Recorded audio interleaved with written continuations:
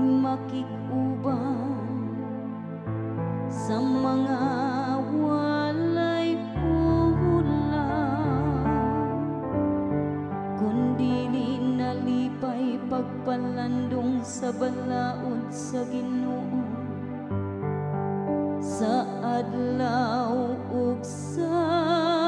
gabi.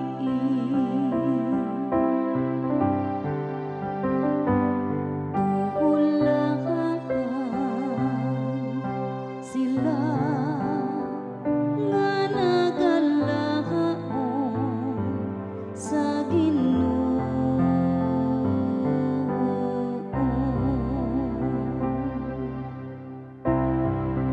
sama siya sa usa ka kahoy nga gitanom duol sa masulok nga tubig,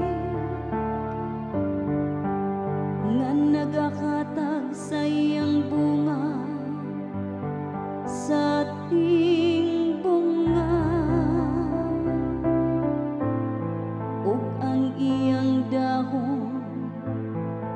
dili gayud malaharag, bisag unsay iyang buhaton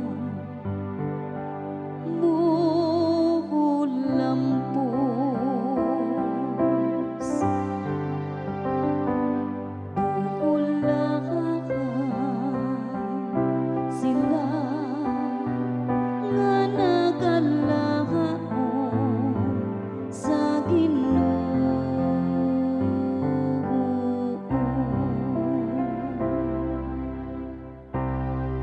Dili ingon niini ang dautan,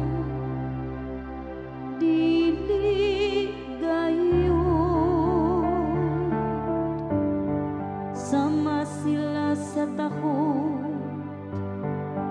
nga paliron sa hangin,